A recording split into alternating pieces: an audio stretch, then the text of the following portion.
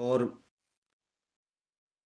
ये एक संयोग है कि जब हम 8 मार्च को अंतर्राष्ट्रीय महिला दिवस मनाते हैं तो उसी दिन पन्ना धाय जी का जन्म दिवस होता है।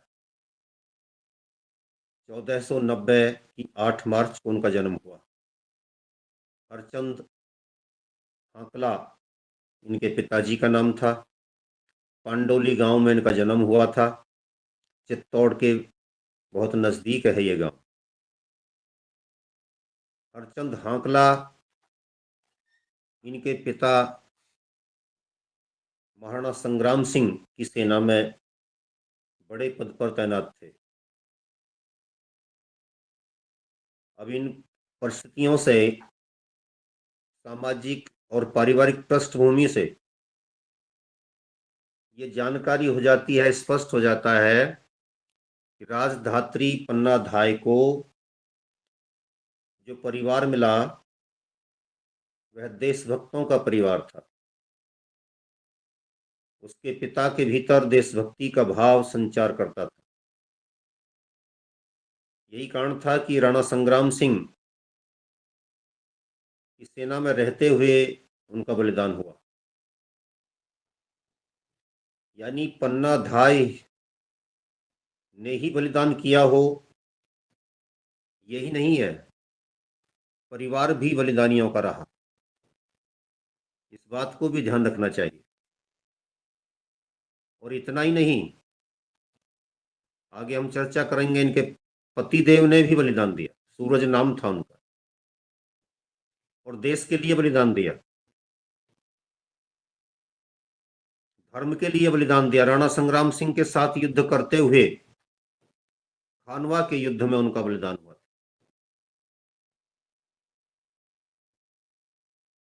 17 मार्च 1527, वह भी मार्च का ही महीना था, जब 37 वर्ष की थी पन्ना धाय, तब वह विधवा हो गई थी। पिता का साया गया तो देश के लिए लड़ते हुए गया, पति का साया हटा तो वह भी देश के लिए लड़ते हुए बलिदान हो गए।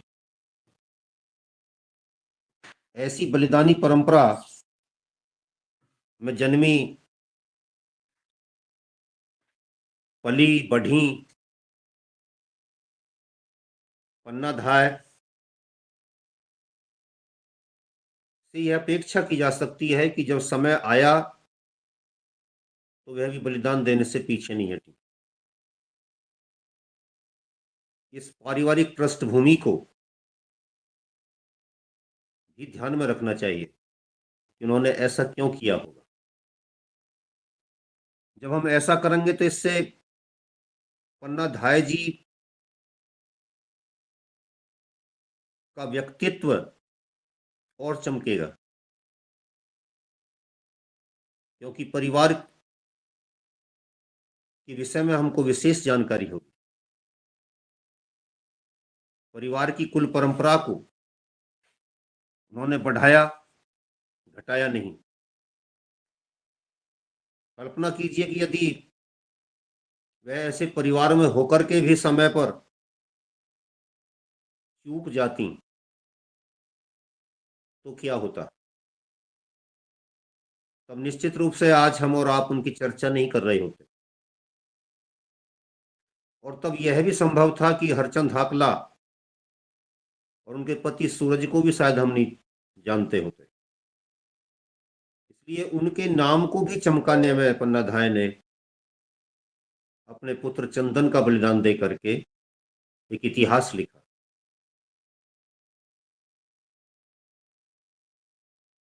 इनके बलिदान को, पूरे परिवार के बलिदान को, इस दृष्टिकोण से भी नमन करने की आवश्यकता है कि इन्होंने उन विषम परिस्थितियों में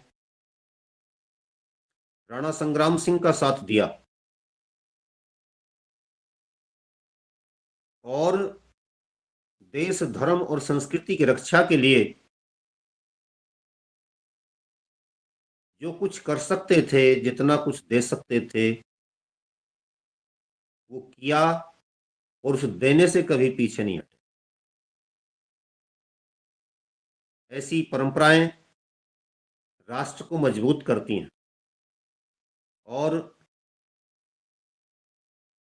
आने वाली पीढ़ियां ऐसे परिवारों से, ऐसे वीरों से, ऐसी वीरांगनाओं से शिक्षा लिया करता है। पन्नाधाय के जीवन में जितने भर ये लोग आए, चाहे वो राणा संग्राम सिंह थे, चाहे रानी कर्मवती थी, जिनको कर्णावती भी कहते हैं, कर्मवेती भी कहते हैं, कर्मेती भी कहते हैं,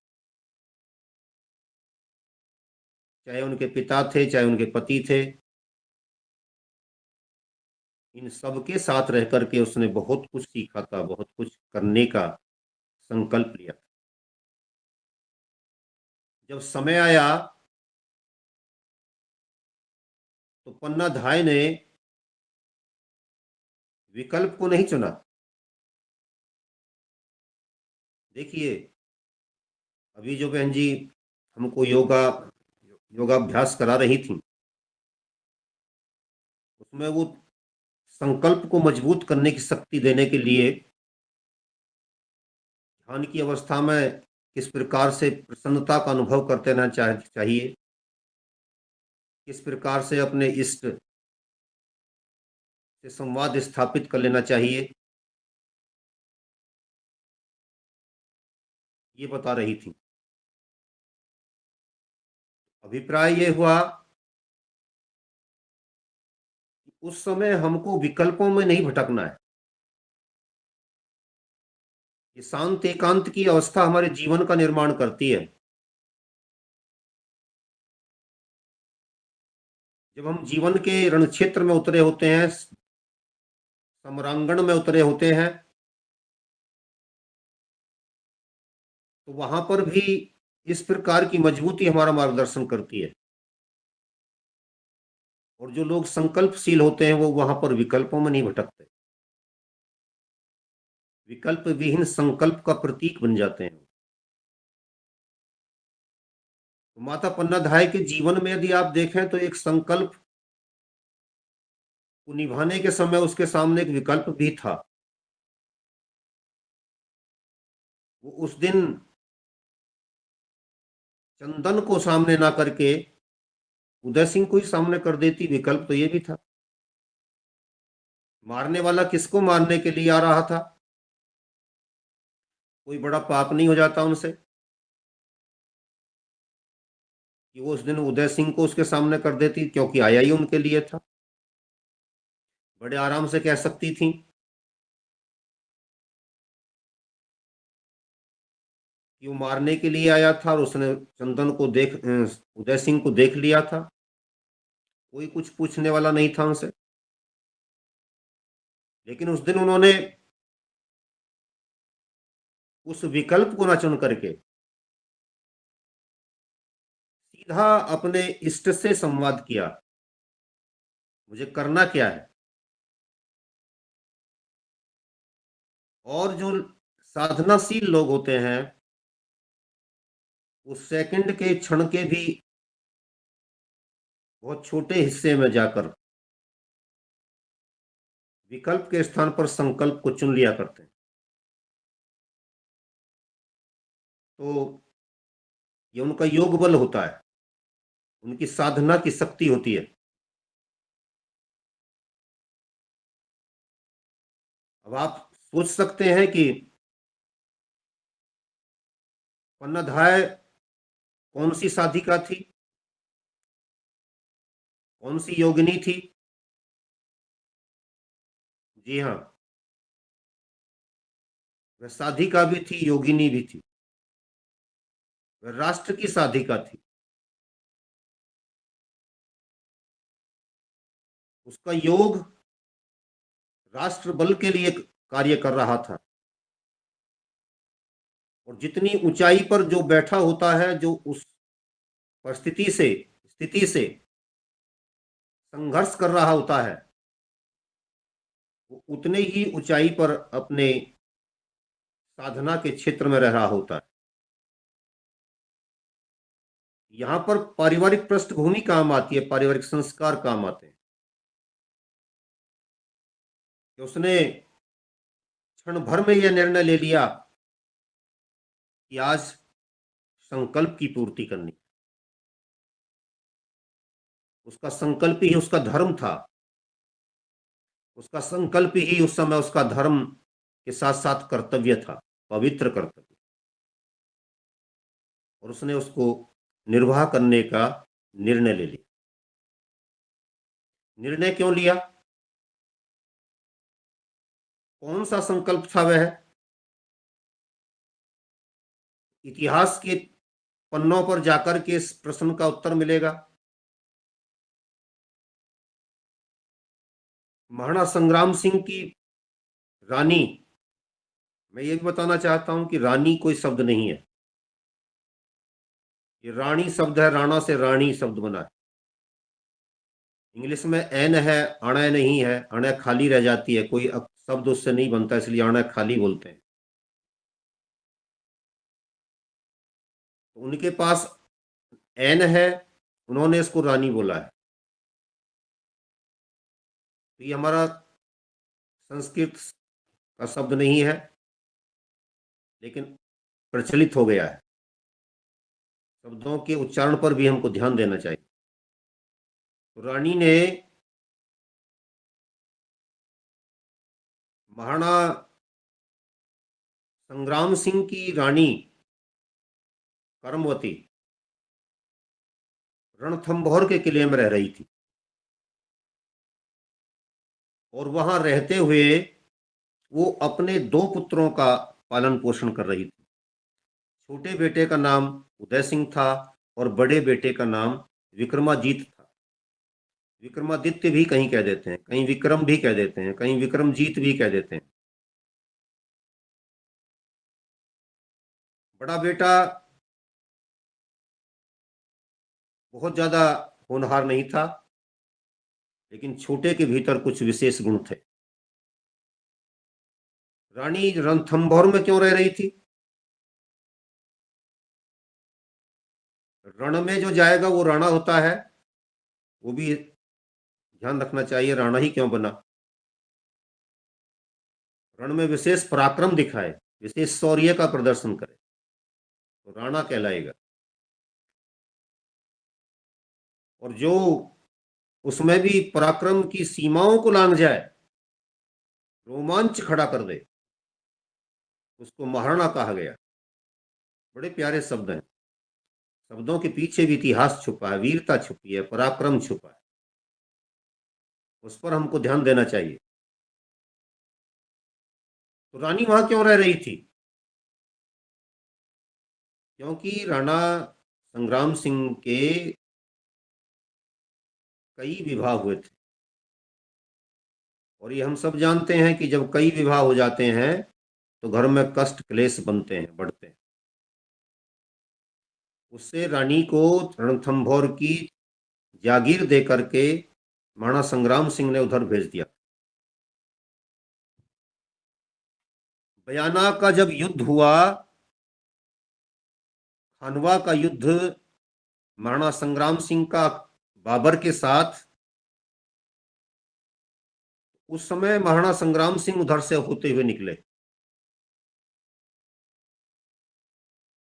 रानी ने अचानक महाराणा संग्राम सिंह के आगमन और प्रसन्नता व्यक्त करते हुए किले के द्वार पर आकर के उनका स्वागत किया, तिलक आदि लगा करके, आरती आदि उतार करके। वहीं पर रहते हुए, वहीं पर खड़े खड़े रानी ने कह दिया, महाराणा संग्राम सिंह युद्ध की पोशाक पहने हुए थे। उनके पहनावे से ही लग रहा था कि आज किसी युद्ध क्षेत्र के लिए वह प्रस्थान कर रहे हैं। तो रानी ने उनका उत्साहवर्धन करते हुए, दोनों बातें हैं, देखिए पूछने का भी तरीका देखिए। कहती है कि आज किसको पराजित करने के लिए प्रस्थान कर रहे हैं। ये भी कह सकती थी कि किससे युद्ध करना है आज, या किसी से युद्ध करने जा रहे हैं क्या, लेकिन शब्दों का प्रयोग किया कि आज महाराज किसको पराजित करने के लिए प्रस्थान कर रहे हैं, यानी पराजित ही करके लौटेंगे आप, ये मुझे पूरा भरोसा है। ये उत्साहवर्धन का तरीका था। एक वीरांगना अपने वीर पति से कह रही है।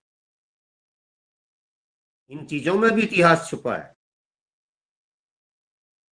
हमारी परंपराएं छुपी हैं। और उन्होंने बताया कि इस प्रकार से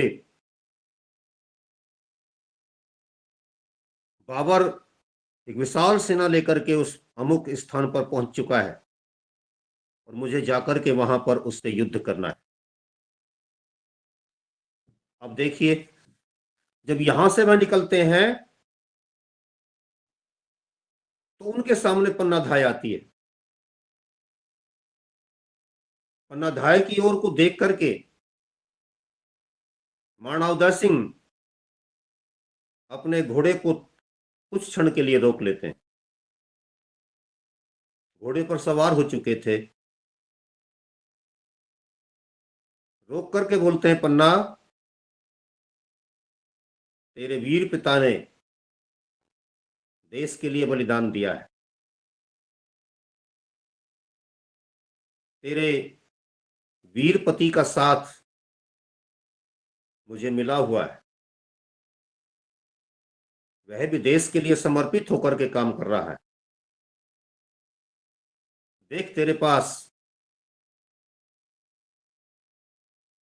चित्तौड़ का भविष्य खेल रहा है तेरी गोद में, तू इसका उसी प्रकार से ध्यान रखना कि तू भविष्य का निर्माण करने के लिए बहुत बड़ी जिम्मेदारी का निर्वाह कर रही।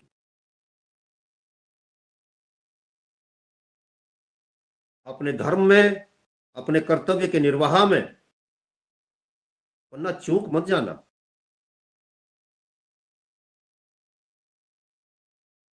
पन्ना ने भी शीश झुका दिया। महाराज निश्चिंत रहे। मैं इसको कह रहा था कि वो विकल्प कहीं उसके मस्तिष्क में नहीं आ सकता था, क्योंकि संकल्प उस दिन महाराणा संग्राम सिंह के सामने लिया था कि तू चित्तौड़ के भविष्य का निर्माण कर रही है, इसलिए अपने कर्तव्य के निर्वाह में चूक मत जाना। इसलिए उस संकल्प को रानी ने उस समय, पन्नाधाय ने उस समय ध्यान रखा। पिता के समान महाराणा संग्राम सिंह एक आदेश दे गए थे, एक संदेश दे गए थे। ये 1527 की घटना है, मार्च की। और उसके पश्चात जनवरी 30 जनवरी 1528 को महाराणा संग्राम सिंह इस संसार से चले गए। उससे पहले उनके पति यानी पन्नाधाय के पति सूरज का भी बलिदान हो चुका। पति के बलिदान पर वीरांगना को जहां यह प्रसन्नता थी कि वह युद्ध के क्षेत्र में वीरगति को प्राप्त हुए हैं,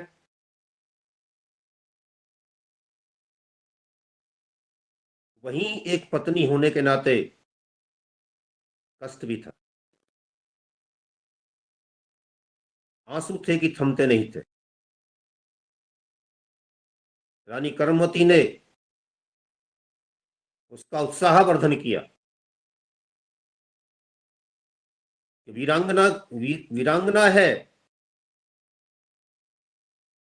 और वीर पति की पत्नी है। वीरों के बलिदान पर आंसू बहाना पन्ना उचित नहीं होता,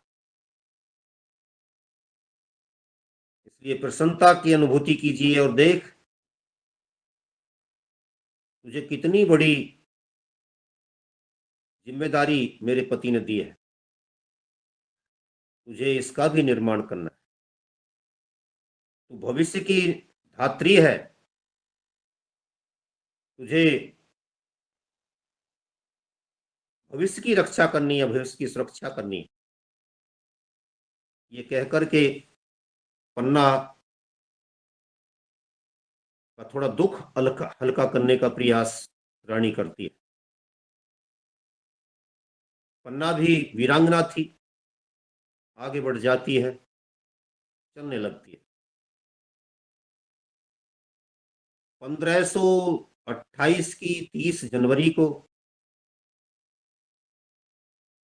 महाराणा संग्राम सिंह का देहांत हुआ। उस समय उनके शरीर पर 80 घाव थे और उन्होंने ये सारा जो उल्लेख हमने किया है, ये अपनी इस नई पुस्तक में किया है, जो हमने भारत के शौर्य की गौरव गाथा, मुगल काल के भूले बिसरे हिंदू योद्धा, ये अभी प्रकाशित होकर के आई है। इसकी समीक्षाएं चल रही हैं। उसी से हमने भूले बिसरे योद्धाओं में, वीरांगनाओं में इनका नाम जोड़ते हुए इसको लेने का प्रयास किया है। 12 अप्रैल 1482 को 12 अप्रैल 1482 को राणा संग्राम सिंह का जन्म हुआ था और 30 जनवरी 1528 को उनका देहांत हुआ। कुल मिलाकर के 46 वर्ष वह जीवित रहे। 1509 से लेकर के 30 जनवरी 1528 तक वह मेवाड़ के शासक रहे।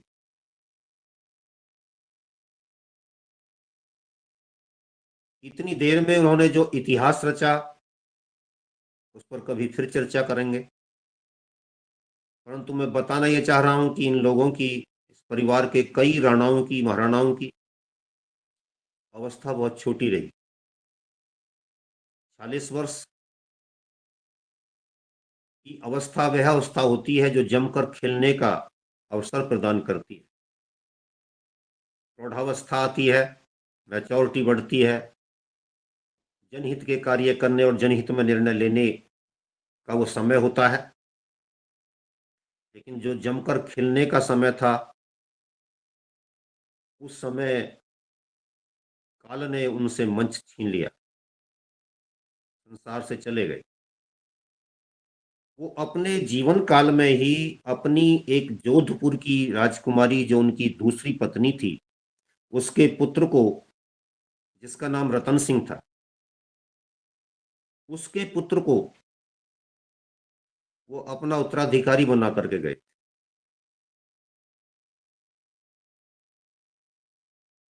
लेकिन राणा रतन सिंह, एक रतन सिंह आपका वो भी था जो रानी पद्मिनी का पति था। आपको याद होगी 1303 की अगस्त के महीने में जब अलाउद्दीन खिलजी ने पद्मिनी को लेने के लिए चित्तौड़ को घेरा था। वो चित्तौड़ का प्रथम साका था और दूसरा साका अब होने जा रहा था। इस समय राणा रतन सिंह, द्वितीय कहेंगे इसको, शासक बना। लेकिन वह बहुत देर अच्छा शासन नहीं दे पाया। इसलिए चित्तौड़ के लोगों ने उसे शासक पद से हटा दिया। अब दूसरा शासक बनाया गया रानी कर्मवती के पुत्र को, यानी उदय सिंह के भाई को। यहां पर मैं यह भी बताना चाहूंगा कि कई जगह आपको ये लिखा मिलेगा कि विक्रमाजीत जो था वो बुढ़ा था, कमजोर था। तो वो ना बुढ़ा था और ना कमजोर था।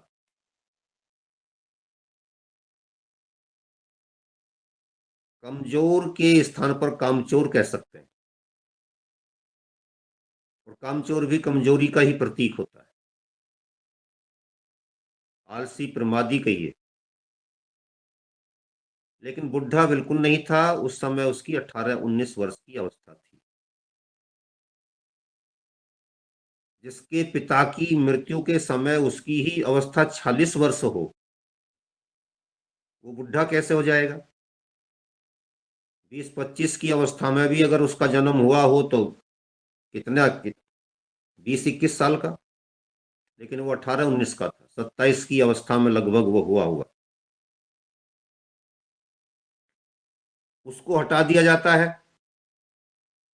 इसी समय वहां पर एक अन्य व्यक्ति, बनवीर, इतिहास का वह खलनायक, जो अपने धर्म का सही समय पर निर्वाह करने से चूक गया, या अतिरेक में इतना अधिक कर गया कि जो किसी भी दृष्टिकोण से उचित नहीं था,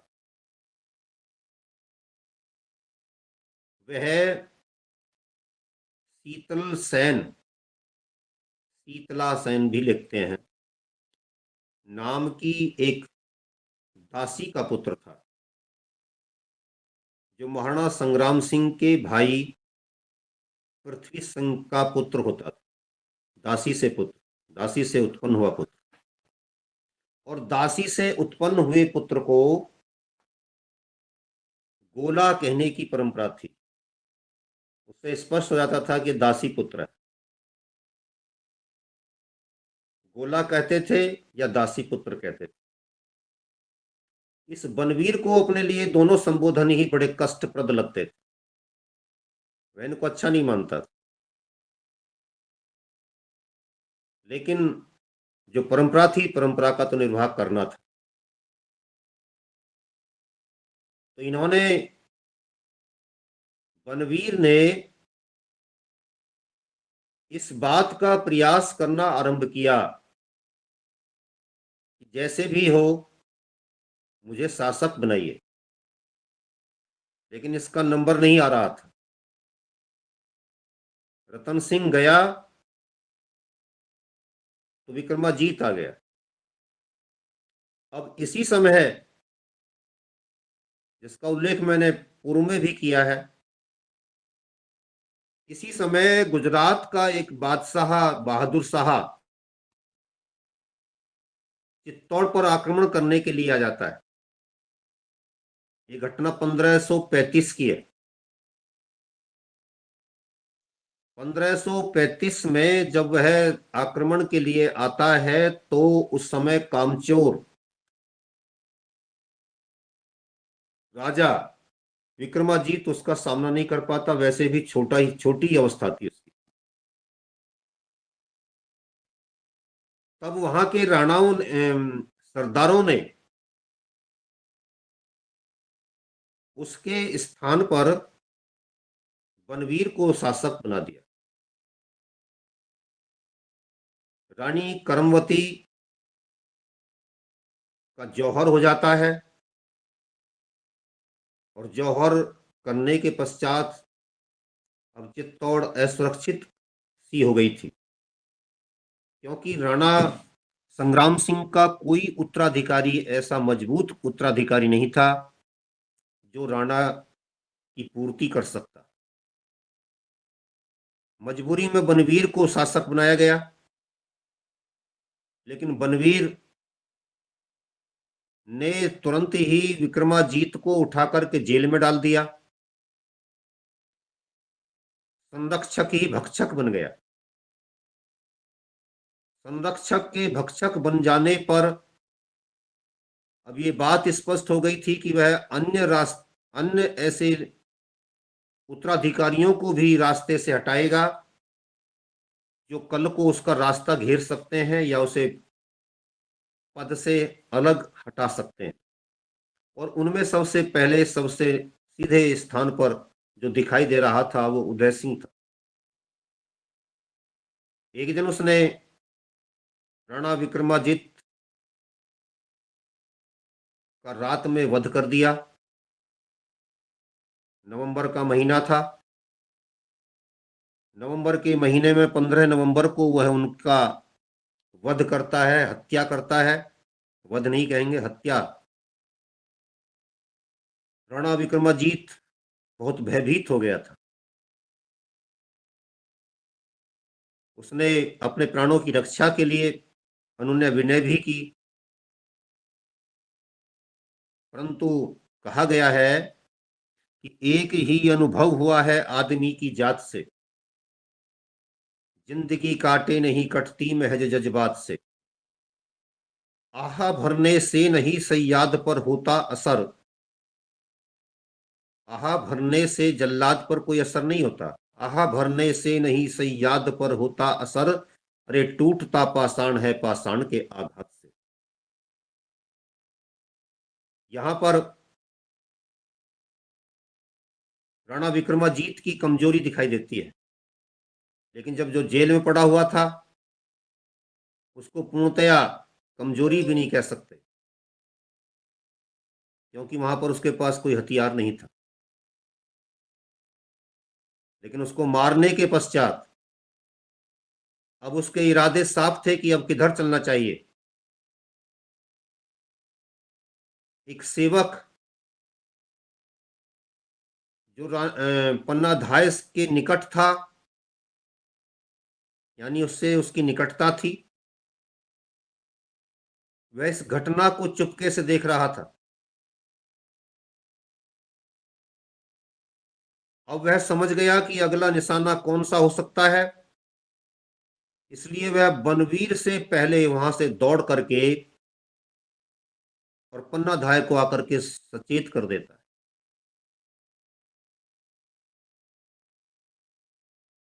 घटना ये हो चुकी है और अगली घटना अब ये होने वाली है। इस सारी घटनाक्रम से जानकारी प्राप्त होने के पश्चात जुड़ करके पन्ना धाय ने तुरंत निर्णय लिया। पन्ना धाय को आज दो दृश्य अपने कल्पना लोक में उभरते बनते दिखाई दे रहे थे। पहला था रणथंभौर के किले में जब उनसे राणा संग्राम सिंह कुछ कह रहे थे, और दूसरा था जौहर के लिए जाने से पहले अपने पति के संकल्प को याद दिलाते हुए रानी करमवती भी उससे कह गई थी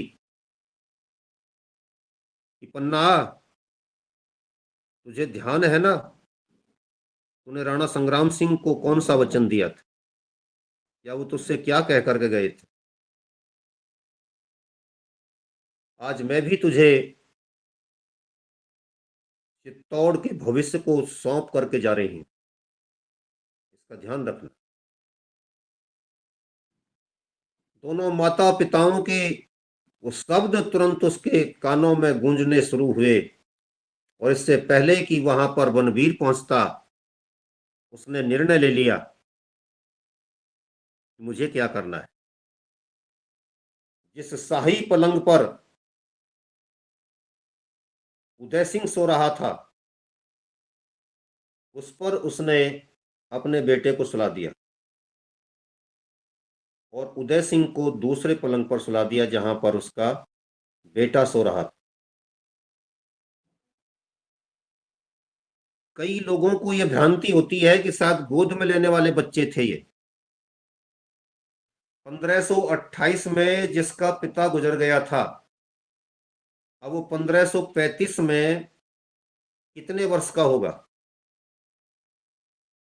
7 वर्ष तो सीधे ही मिल जाते हैं। लेकिन उस समय भी वो बच्चा इतना बड़ा था कि खेलता हुआ घूमता था, और उसका जो जन्म हुआ था वो 1522 में हुआ था, 4 अगस्त को। यानी कि अब नवंबर 1535 में उसकी अवस्था 13 वर्ष की थी। तो 13 वर्ष का बच्चा गोद में खेलने लायक नहीं होता है, लेकिन फिर भी माँ ने उसको थोड़ा सहारा दिया होगा और उठा करके दूसरी पलंग पर उसको लिटा दिया। इतने में ही बनवीर वहां पर आ जाता है, और बनवीर उससे पूछता है कि बताइए किधर है। तो वह सीधे इस तरीके से संकेत कर देती है। आपने वो चित्र भी देखा हो। जब क्रोध व्यक्ति के मस्तिष्क पर चढ़ा होता है तो उसका विवेक का दीपक मर जाता है, और विवेक के दीपक के मर जाने के कारण वह क्या करने जा रहा है वो ये नहीं देखता। विवेक तो सत्व भाव में होता है, सात्विकता में होता है। राजसिकता और तामसिकता ये दोनों विवेक को ही मारती हैं पहले। जैसे चोर घर में आता है तो पहले वो दीपक को बुझाता है ताकि तू पहचाना ना जाए। वैसे ही जब ये चोर, क्रोध नाम का चोर मस्तिष्क पर हावी होता है तो ये विवेक के दीपक को बुझाता है। इसलिए वह ये नहीं देख पाया बनवीर कि तलवार तूने किस पर चलाई, और जब वो खून में से निकल करके कच करके बाहर निकली तो झटके से, जितने झटके से उसने तलवार को बाहर निकाला उतने झटके से ही वहां से निकल करके भाग गया, चला गया। आज उसको राहत मिल गई थी कि तैने बहुत बड़ा काम कर दिया, क्योंकि अब तू निष्कंठ होकर के राज करेगा। अब तू गोला नहीं रहेगा, दासी पुत्र नहीं रहेगा, अब तू महाराणा बनेगा, और निष्कंठ कोई उत्तराधिकारी अब तुझे कहीं रास्ते में खड़ा हुआ दिखाई नहीं देगा। लेकिन इसी समय पन्नाधाय ने इतिहास रच दिया। एक विश्वविद्यालय हमारे देश में चलता रहा है जिसकी चर्चा बहुत कम होती है, होती भी नहीं है, और मैं उसको कहा करता हूं दाधीच विश्वविद्यालय। जब समय आए तो देश के लिए अपना बलिदान दे दो, जैसे उन्होंने हड्डियों का दान दिया था वैसे ही अपना सर्वस्व देश पर समर्पित कर दो। और इस विश्वविद्यालय से डिग्री लेकर के निकलने वाले हमारे यहाँ पर लाखों नहीं करोड़ों रहे। पन्नाधाय ने भी आज स्पष्ट कर दिया था कि उसे भी यहीं से डिग्री मिली थी, दाधीच विश्वविद्यालय से। दाधीच विश्वविद्यालय की डिग्री लेने वाली पन्ना ने आज बलिदान देकर के इतिहास की रक्षा कर ली, भारतीय परंपराओं की रक्षा कर ली। अपने बेटे को अपने हाथों से उसने बेरिस नदी के किनारे जाकर के उसका अंतिम संस्कार किया। लेकिन वह अकेली नहीं रही होगी, उसके लिए सहयोग के लिए निश्चय ही कुछ लोग ऐसे रहे होंगे जो दरबार से, महल से, वहां से निकल करके आगे बढ़े होंगे। उनके पुत्र को एक स्वीपर ने उसकी लाश को यथाशीघ्र समेट करके एक बड़े टोकरे में रखा और वो बाहर निकल गया। जैसे शिवाजी आगरा के किले से निकले थे मिठाई के टोकरों में बैठ करके, उससे पहले ऐसी ही एक घटना लेकिन दूसरे संदर्भों में थोड़ी सी हट करके पन्नाधाय के बेटे के साथ हो रही थी। उसके शव को वहां से निकाला जाता है, पन्नाधाय आंसुओं को पोंछती हुई, बल्कि गम का घूंट पीती हुई पीछे पीछे निकल करके वहां पहुंचती है। उदय सिंह को भी साथ लिए हुए है। उदय सिंह रास्ते में पूछता है, माँ भैया कहाँ है? माँ आंसू पोंछती चली जाती है, बता नहीं पाती है। जब उसको राज खुलता है, क्योंकि वह चिता के समय वहां पर उपस्थित था, तो उसको पता चलता है कि माँ ने कितना बड़ा काम कर दिया। यहां के बाद माँ सीधे अपने बेटे उदय सिंह को गुजरात के जैन शासक आशा शाह के यहां पर लेकर के जाती है। देखिए, समझने का प्रयास कीजिए। वो शासक के यहाँ ले जाती है, किसी सेठ के यहाँ नहीं ले जा रही है। आशा साहब, हामा साहब, इनसे हम भ्रमित हो जाते हैं, हम सोचते हैं किसी सेठ के यहाँ ले गई। 13 साल के बच्चे को आशा साहा के यहाँ पर ले जाती है। वो देख करके, समझ करके, वस्तु स्थिति को समझ करके कहता है कि मुझे आपकी कोई हेल्प करने की स्थिति में मैं इस समय नहीं हूं। लेकिन राजधात्री को राजमाता संरक्षण देती है। आशा साहा की मां उन संवाद को सुन रही थी। उसने कहा, अरे आशा साहा, क्या कर रहा है? शरण में आए हुए को तू शरण नहीं दे रहा। राजधात्री पन्ना से कहती है, तू इस बच्चे को छोड़ करके जा, इसका पूर्ण संरक्षण होगा और उसको पूर्ण सुविधाएं दी जाएंगी। और उसी समय से उसका सैनिक प्रशिक्षण वहां पर आरंभ हो गया। लोग ये मानते हैं कि वहां पर रह करके तो वह बनिया हो गया होगा। वो बनिया नहीं हुआ था, व्यापारी नहीं बन गया था, वणज करने के काम में नहीं लग गया था, बल्कि राजधात्री का संरक्षण सहयोग करते हुए एक नई वीरांगना मैदान में आ गई। और उसने कहा कि इसका संरक्षण भी होगा और इसका पठन पाठन उसी तरीके से होगा जैसे एक राजकुमार का होता है। और वहां से उसको एक वीर योद्धा बनाने की प्रक्रिया आरंभ हो जाती है।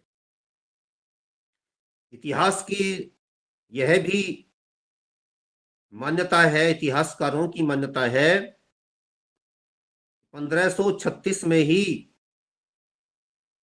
1535 की घटना है, 1536 में ही चित्तौड़ के सरदारों को यह जानकारी हो गई थी कि चंदन का बलिदान हुआ था, उदय सिंह अभी जीवित है। तब उन्होंने एक सहभोज का आयोजन वहां पर किया था, जिसमें बनवीर को आमंत्रित किया गया राजा के रूप में। वहां के राजाओं की परंपरा होती है कि अंत में वह अपने थाली में कुछ भोजन छोड़ दिया करता है, जिसको उनका प्रधानमंत्री चखता है, देखता है। उसके बाद वह अन्य दरबारियों में, मंत्रियों में बांट दिया जाता है। राणा बनवीर ने वही काम किया कि उसने अपना भोजन छोड़ा और अपनी थाली राजा के सामने, मंत्री के सामने उसने सरका दी। लेकिन वो तुरंत खड़ा हुआ और उसने कहा कि तू दासी पुत्र है और ये तुमने मेरा अपमान किया है। मैं किसी दासी पुत्र का झूठा भोजन नहीं खा सकता। इस पर बात वहां बिगड़ी और सभी मंत्रियों ने अपने प्रधानमंत्री का साथ दिया। यहां से दरबार के मंत्रीगण और दरबार के राजा के बीच भारी मतभेद पैदा हो गए, अलग अलग हो गए। तब वो लोग वहां से जाते हैं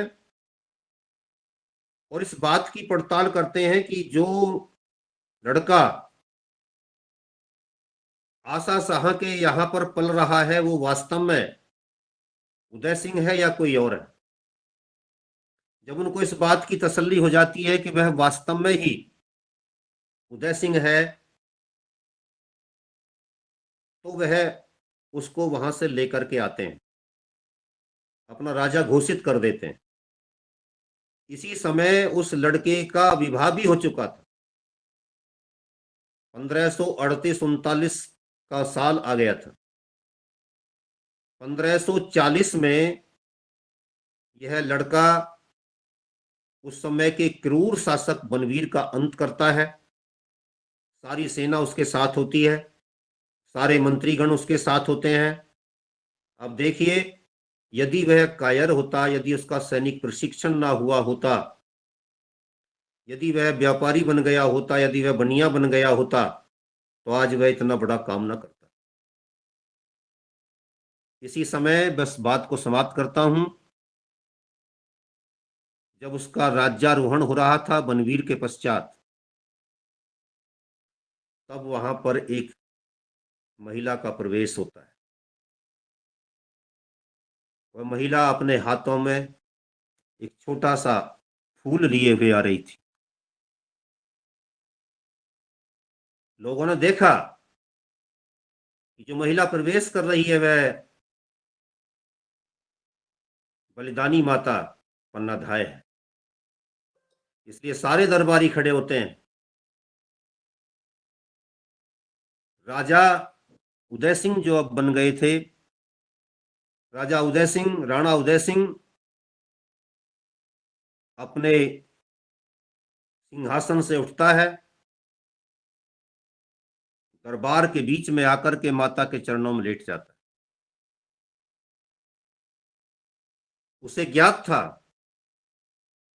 कि आज जो क्षण आए हैं वो इस माता के कारण आए, और माता उसकी गोद में तब एक बच्चे को देती है कि ले, तू तो सुरक्षित है ही, अब तू इसका पालन पोषण करना। बस यही महाराणा प्रताप थे, यही वो बच्चा था जो आगे चल करके महाराणा प्रताप बना। महाराणा प्रताप को बनाने वाली भी ये वीरांगना थी। यदि वो ना होती तो महाराणा प्रताप आपको हमको नहीं मिलते, इतिहास ही कुछ और होता। इसलिए अपनी उस वीरांगना को, बलिदानी माता को हम सब हृदय से नमन करते हैं, वंदन करते हैं, चरण वंदन करते हैं, और इस बात पर गर्व और गौरव की अनुभूति करते हैं कि हमारे इतिहास में ऐसी वीरांगनाएं हुई हैं। इन्हीं शब्दों के साथ जय हिंद, जय भारत।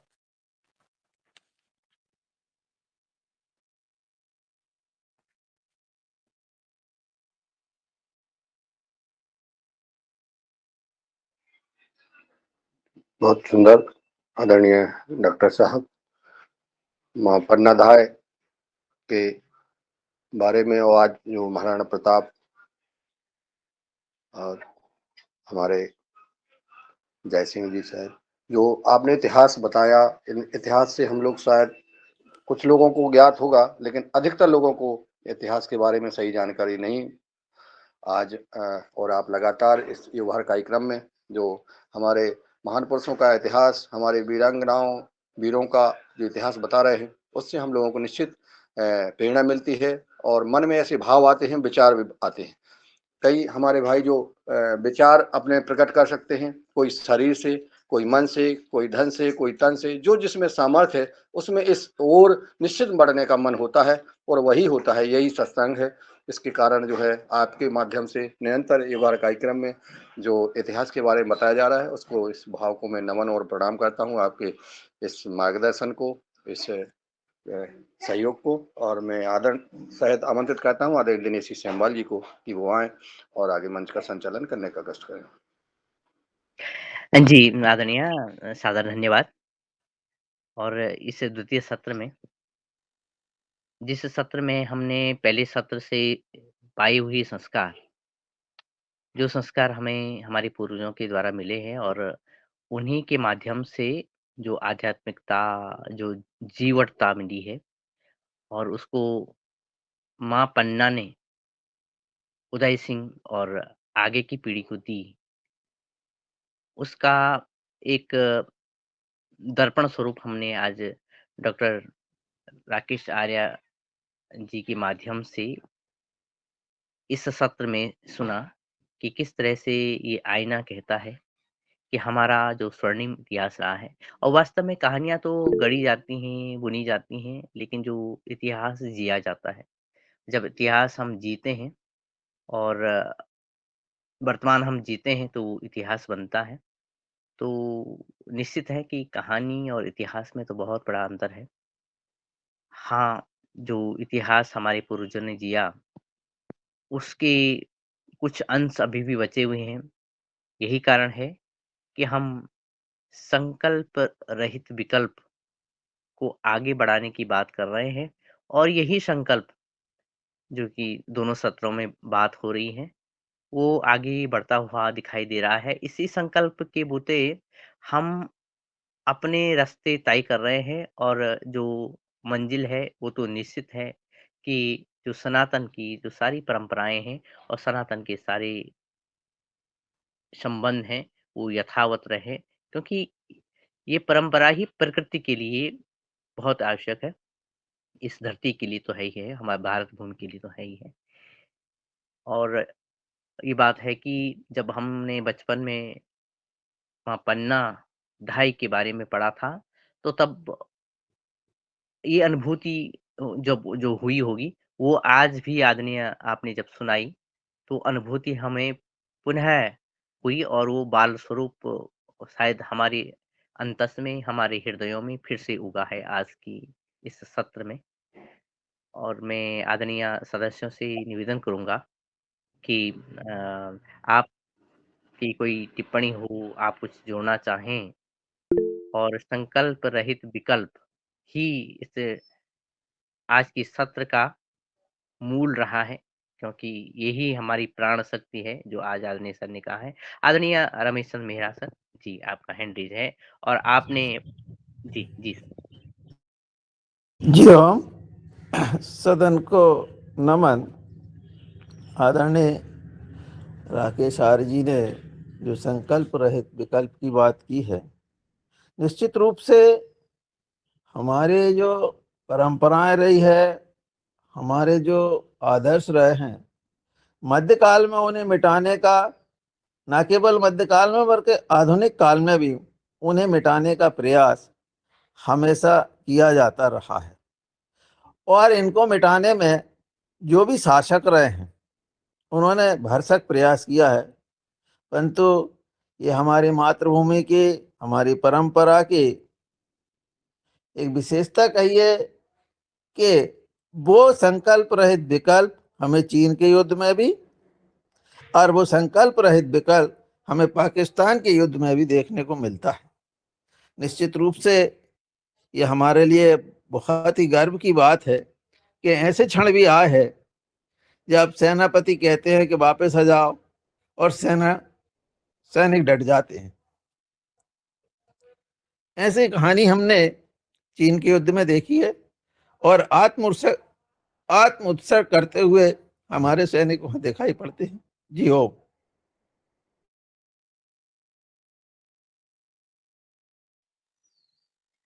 जी, वास्तव में जो आपकी जो बात सामने आई है और कभी-कभार इस तरह की बातें जब सुनने को मिलती हैं, तो जो मन भाव विह्वल भी हो जाता है। और जब एक शिक्षक इन बातों को कहता है, आदरणीय रमेशन मेहरा जी के माध्यम से जैसे आप जैसे शिक्षक कहते हैं, तो तब हम जैसे विद्यार्थियों की उमंग और बढ़ जाती है कि आगे क्या होना चाहिए हमारे साथ और हमें क्या करना चाहिए। इसी क्रम में मैं आदरणीय सदस्यों से ये भी निवेदन करूँगा कि उनके भी संस्मरण आने वाले समय में इस क्लास में, जबकि आदरणीय आर्या जी हमेशा इस क्रम को आगे बढ़ा रहे हैं, हमारी गौरवशाली इतिहास का, तो अपने संस्मरण बीच में सुनाते रहें, तो बहुत ही यथेष्ट रहेगा, बहुत ही श्रेष्ठ रहेगा। इससे जो ये लिंक लोगों को सुनने को मिलेगी, तो संभवतः औ औरों की जो रुचि भी बढ़ेगी और इस हैंड रेज़ तो मुझे दिखाई नहीं दे रहे हैं, लेकिन मैं आदरणीय आर्य सर से ही एक हाँ, जी, जी, जी। आदरणीय प्रणाली दीदी जी, आपका हैंड रेज़ है, स्वागत है। ओम ओम ओम प्रणाम।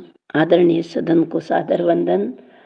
आदरणीय राकेश जी, जो हमें जाज्वल्य इतिहास बताकर हमें उस मार्ग पर सदा जागरूक करते हैं, उनको मैं शत बार नमन करती हूँ।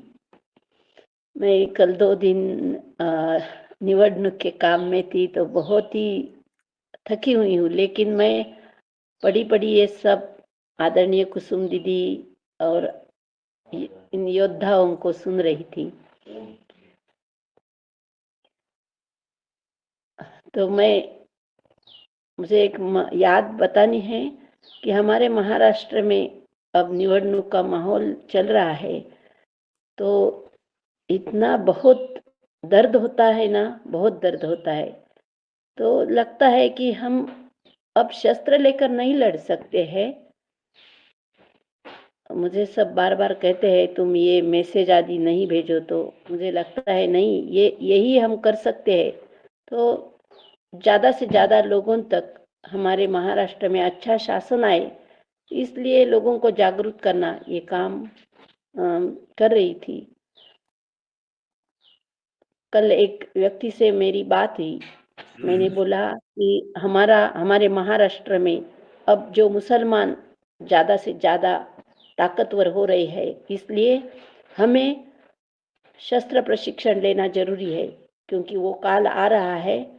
मैंने कल निवडणूक केंद्र पर भी देखा, वहाँ मुसलमान लोग ज़्यादा ताकतवर होके अपना सच कर रहे थे, अन्याय अन्याय कर रहे थे हम पर। लेकिन वो निवडणूक के समय ज़्यादा कोई बोल नहीं सकता है, तो वो सह करके चुप बैठे थे लोग और वो मतदान करने दिया। रात को जब मैं रास्ते से घर आ रही थी, अकेली थी, हमारे मुल्क के एक दादा है, उनको मैंने बोला कि हम ना महिलाओं को, युवाओं को, बच्चों को शस्त्रों का प्रशिक्षण देंगे और हम हमारे घर में एक शस्त्र लेकर रहेंगे, नहीं तो हमारा काल अच्छा नहीं है। क्योंकि महाराष्ट्र में अब कौन सा सरकार आएगा ये हमें मालूम नहीं है, तो इसके पहले ही हमें ये जागरूकता लानी है। ओम प्रणाम।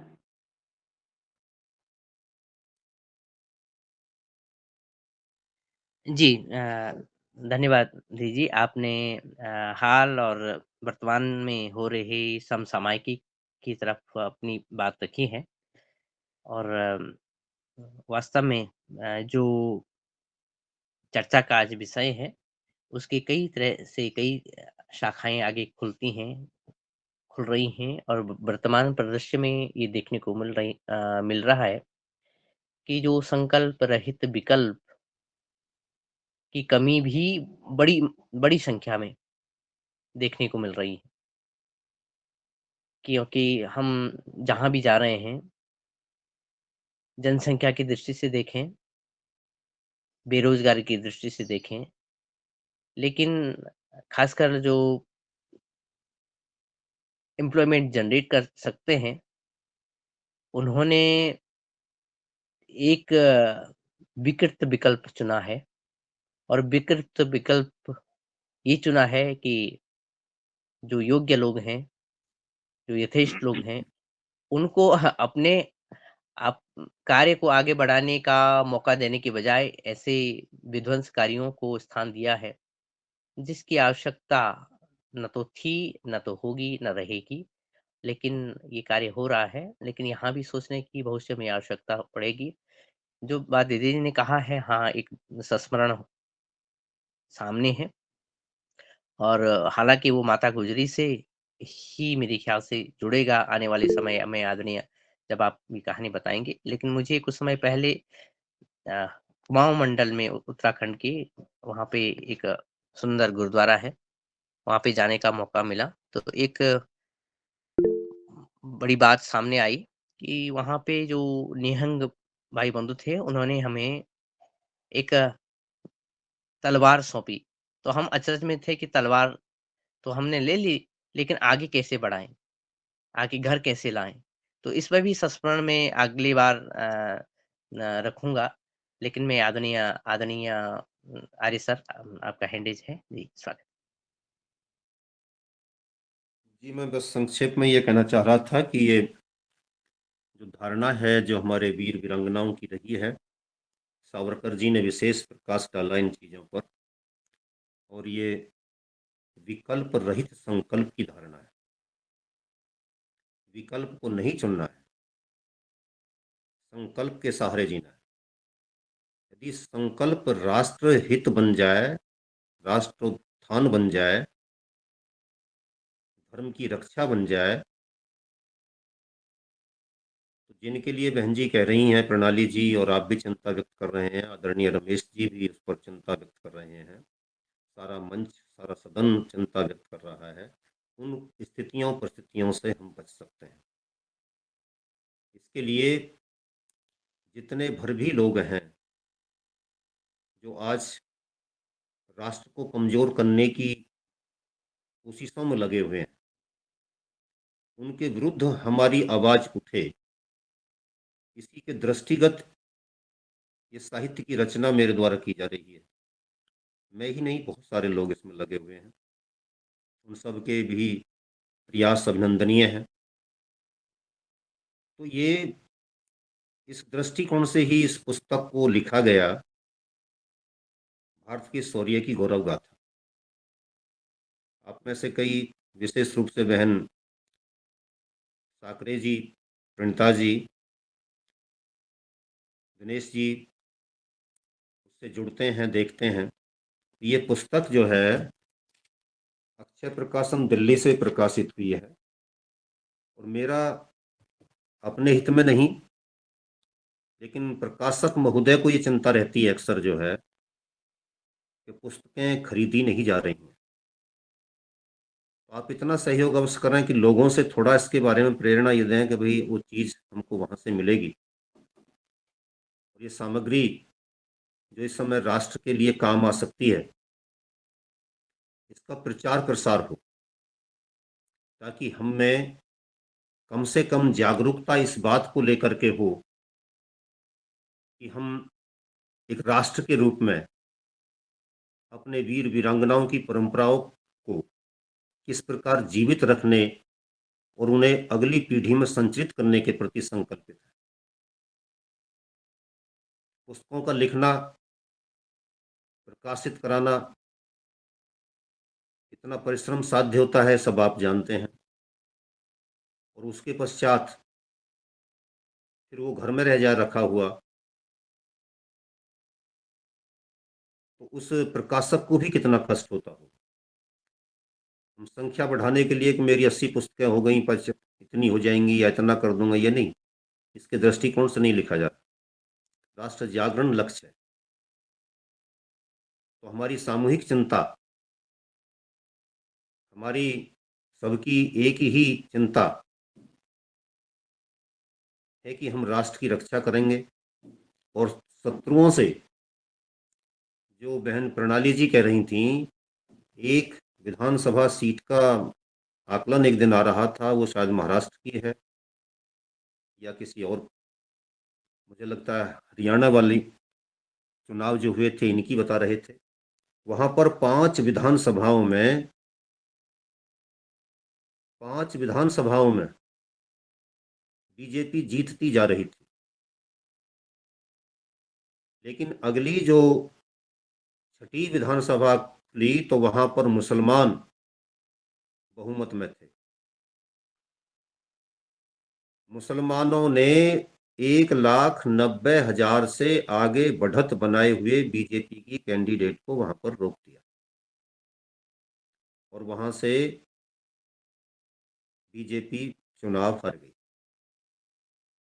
इसलिए देश के, मैं कहता हूं कि भावी प्रधानमंत्री योगी आदित्यनाथ जी ने नारा दिया कि बटेंगे तो कटेंगे। वो एकता का प्रदर्शन करें, एक मंच पर आ जाएं और एक संकल्प लेकर के बढ़ें कि बीजेपी हरानी है, हिंदू राष्ट्र नहीं बनने देना है। और आपको खेती समझ करके, हिंदू को खेती समझ करके उजाड़ते चले जा रहे हैं, और वो भी मूली की तरह उजाड़ते जा रहे हैं। यदि आप जंगल में बड़े पेड़ों को काटते हैं तो उसकी जड़ें तो रह जाती हैं, मूली की जड़ नहीं रहती है। इसलिए मैं मूली शब्द प्रयोग कर रहा हूं। आपको मूलियों की तरह काटा जा रहा है। तो अपने देश के यशस्वी, वर्तमान में प्रदेश के मुख्यमंत्री उत्तर प्रदेश के, और मैं कहता हूं कि प्रभु ये बात भी पूरी करें कि वो देश के यशस्वी प्रधानमंत्री बने, उनके शब्दों पर हमें ध्यान देना चाहिए। एकता का प्रदर्शन हमको भी करना चाहिए। धन्यवाद। जी, निश्चित ही इस तरह की सद्भावनाएँ, और ये सद्भावनाएँ किसी दल विशेष, किसी व्यक्ति विशेष, जाति विशेष की नहीं है।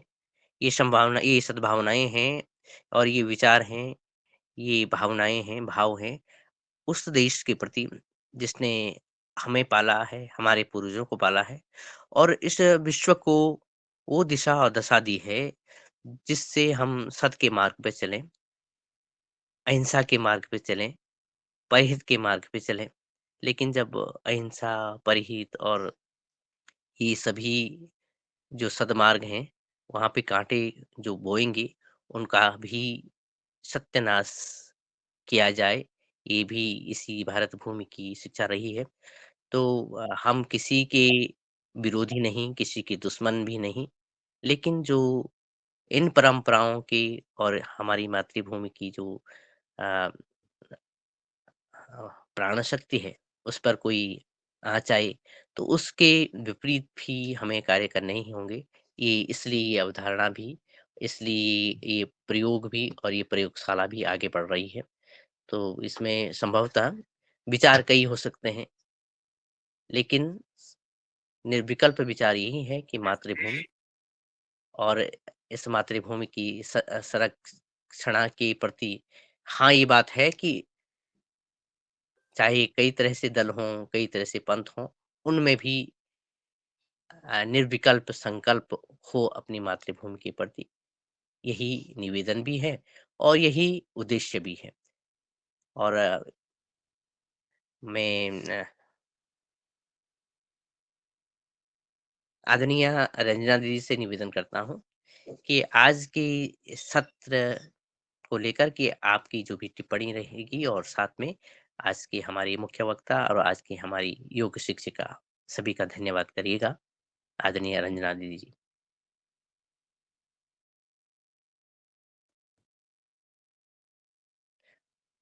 और क्योंकि जी, मैं इजाजत हो तो मैं कर दूं। जी आदरणीय भाई साहब से निवेदन करता हूँ और सादर निवेदन जी।